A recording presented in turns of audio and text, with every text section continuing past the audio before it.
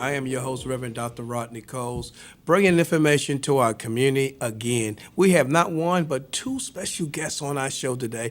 The first guest we have on this show here is Miss Jody Walker. Welcome to the Community Insight. How are you doing today?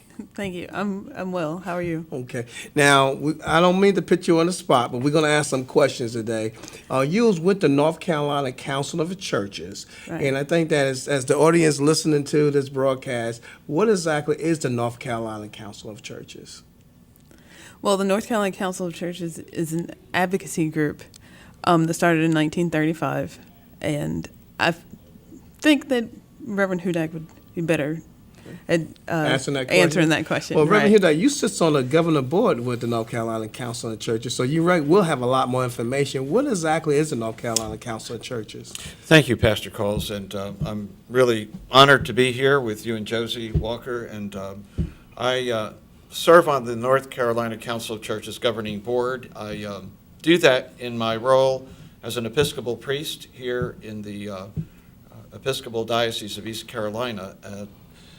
Josie started to say about the North Carolina Council of Churches, I'm not a numbers person, but there are many, many, many denominations throughout our state who are represented as the body of Christ in North Carolina. And really, we started in 1935, as Josie mentioned, during the time of segregation. And initially, congregations came together in order to build bridges of trust, of openness, of dialogue, and in doing the work, the hard work of building relationships, to look out into the larger community of how together we can be of service. And what has happened now is that the North Carolina Council of Churches really does a lot of advocacy work. There are many, many different programs. And without going into all the programs right here, because some of it has to do with farm workers, immigrants, it has to do with social justice issues and advocacy in Raleigh and other places. Our focus, and what excites me really having Josie here, is the Partners for Health and Wholeness, which really has to do with living healthy and finding ways to resourcefully encourage, educate, and through our faith community to live better. And I think that's really important for us to know more of the information because we have a lot of pastors, clergy that doesn't know, and the churches don't have idea of the programs that's available because there's so many people dying of being diabetic with diabetes and different things. And with the part that you work along with the pastors is kind of educating them, being a part of a program that you guys have. Could you explain this a little bit, a part of that program to be certified about that? Okay. So our program is called Partners in Health and Wholeness, and we work with the congregations, the pastors, and their congregants to build their health ministry and to build their community. We have 4 pillars, which are healthy eating, physical activity, mental health, and tobacco cessation. And we ask the churches to focus on those 4 things, and some choose to focus on particular parts more than others. And so they would get together programs. So either programs or just simple activities they can do to have better health within their congregation, which will hopefully spread to the wider community. For example, having water at their church dinners, or adding vegetables to their spread of what they have. Nobody's saying they have to cut out everything and only eat lettuce, but if they add more vegetables, that give healthy options. Add water to give healthier options than just tea and soda and lemonade. And those are just small things that congregations can do, as well as awareness of different events that are going on in the community, different programs that are available in the community, as well as advocacy and education.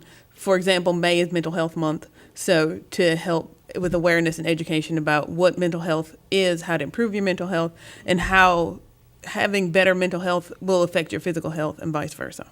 So what I'm hearing from you is that where if information that you already have that can help them with either mental health or how to eat better Right. in a church, and you kind of walk over through those areas, as well as, and I know that you have helped Pastor Black at the St. John Missionary. They have a garden, and also working with the churches.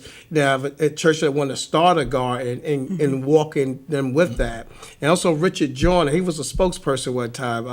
Richard Joyner, Pastor Richard Joyner, and also he has a very large garden out there.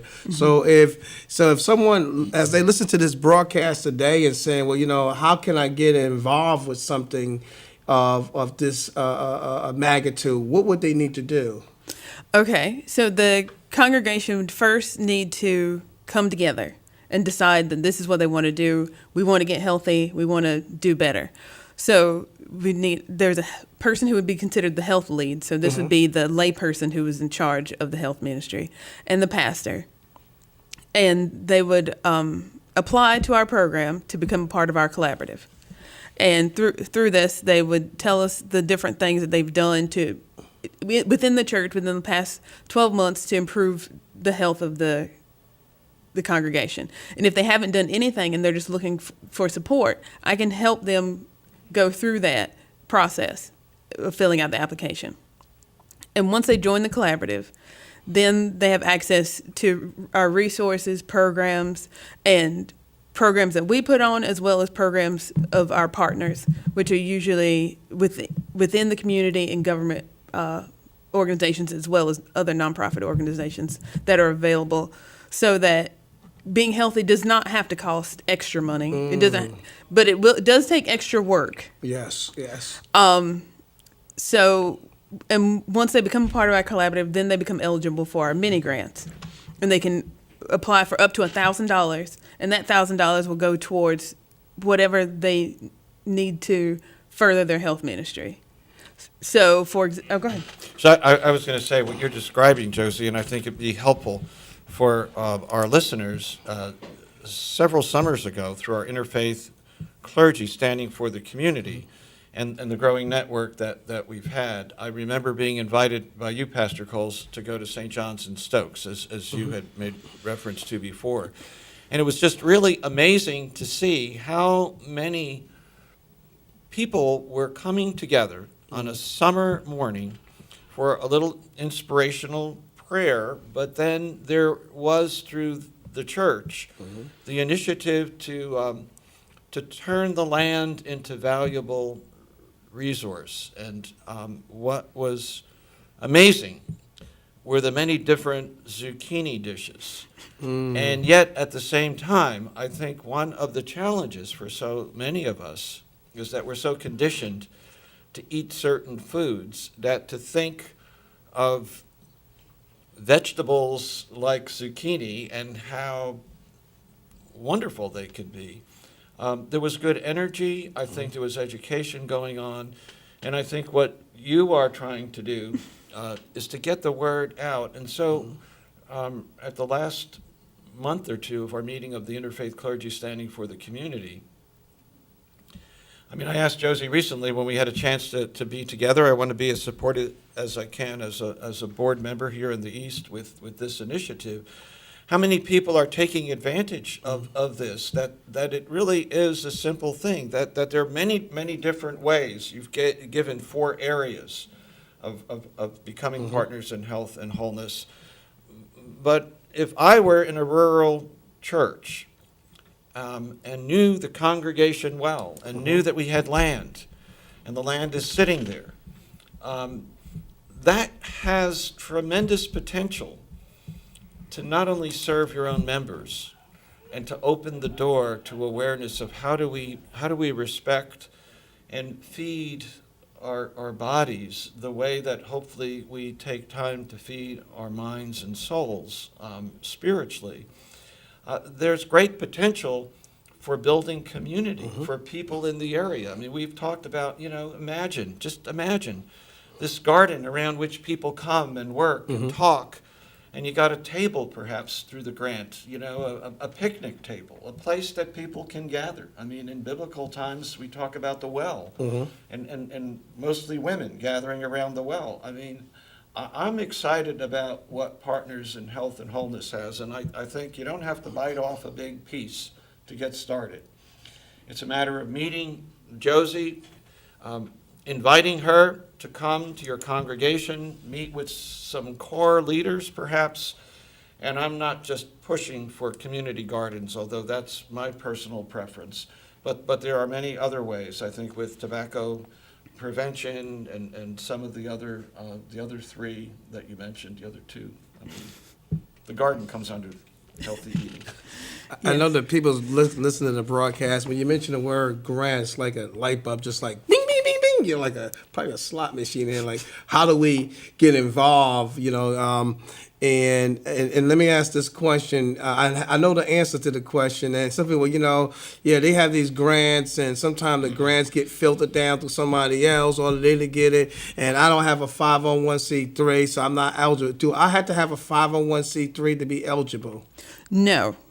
Our grants are available to congregations, and not necessarily just Christian congregations. We're available to all faith communities of faith, and actually, a 501c3 is a detriment. I don't know if that's the right word, but we're only available to congregations, not nonprofits. So if you're a community of faith, so if it's a Jewish congregation, a Muslim congregation, a Hindu congregation, a humanist congregation, as long as you're a community of similar faith and worship, whatever that means for your group, then you are eligible to become part of our collaborative, and to, once you become part of the collaborative, then you become eligible for the grant. So in applying for the grant, Josie, part of what you do is you formally partner as a congregation in the network that already exists, or not? I mean, there is the Covenant Partners. I think the Partners in Health and Wellness Collaborative that I know that often we're encouraged for people to join, as a congregation. That's not necessary for getting the grant? Once a congregation applies for the collaborative, then they become eligible for the grant. So you have to be a congregation to get the grant. Okay, so how would a church in Farmville go about formally establishing that relationship? You have the resources. I think it's just a form that you fill out. Yes. But you do it in working, as you said before. You get some leadership in your church that says, we really see this as being so helpful. And when I served a small church years ago in Georgia, organizations like the Regional Council of Churches had programs like we are offering with the North Carolina Council of Churches, and you are in particular.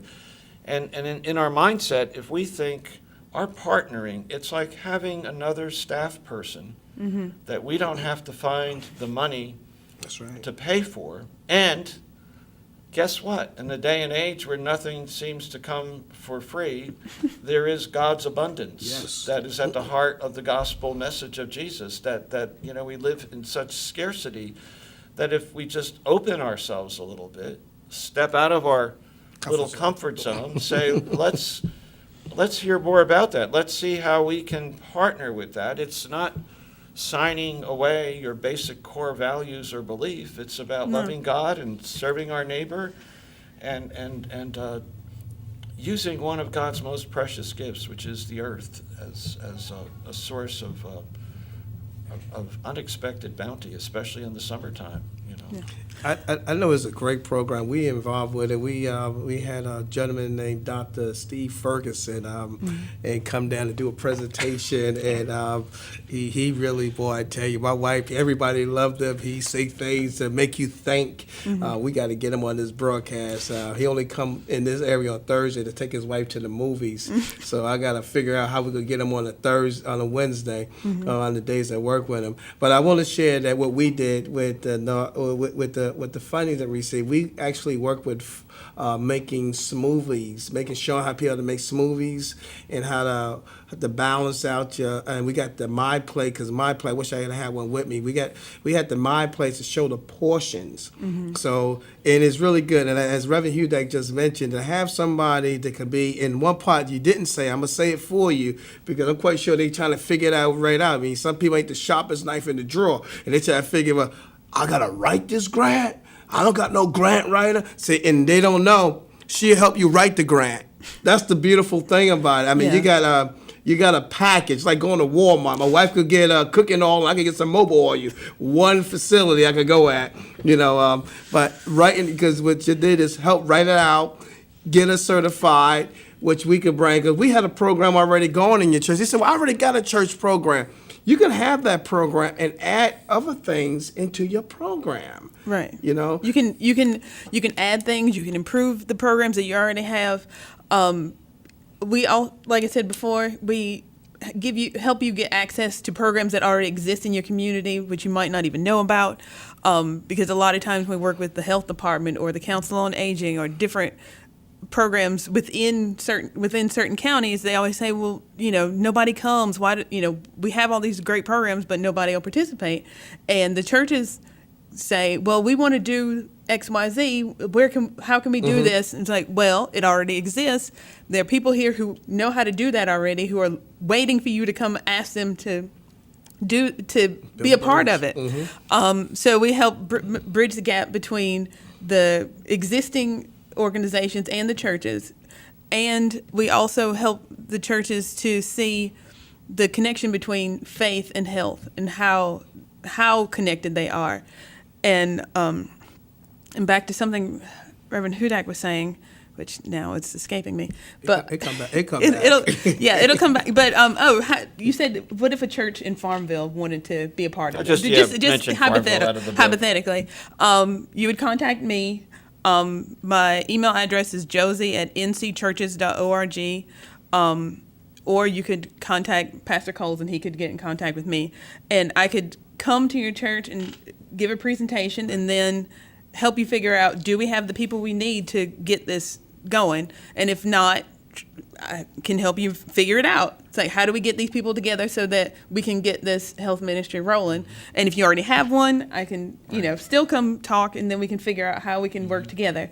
So if you don't have a health ministry, I'm sure that there's something that you've done already to try to get your church to go in that direction of better health, and whatever better health means for your particular congregation. And there are other churches who've been doing it for years and years and years, and for them it's, nothing new. Like riding a bike. Exactly. Don't matter when you ride it. Get on that line. They got to get the app now today. There you go. And no matter how far along you are with your health ministry, we can help you and you can help us, because you can tell us things that we don't know, especially if you've been doing it for a long time, because clearly something has worked if you've been doing it for a while. And that information can be helpful to me, because I can help give it to somebody else who is wondering, what do we do now? We want to get healthy. How do we do it? Where do we start? And the place you can start is with Partners in Health and Wholeness. So let me give just a concrete example, and I think, Pastor Coles, you mentioned smoothies. I'm not a big smoothie drinker, although when I do have them, I love them, but I think I'm going to paint a picture here and then ask Josie to kind of just elaborate on it, because people may be thinking, Partners in Health and Wholeness, it can be as simple as growing vegetables and realizing something that has taken me some time, even in my own family. My wife and sons love smoothies, and when I first started noticing Louise preparing smoothies, she would put kale and spinach and God knows what other natural vegetables into this smoothie, and yet with fruit and some other things, evidently it is very healthy.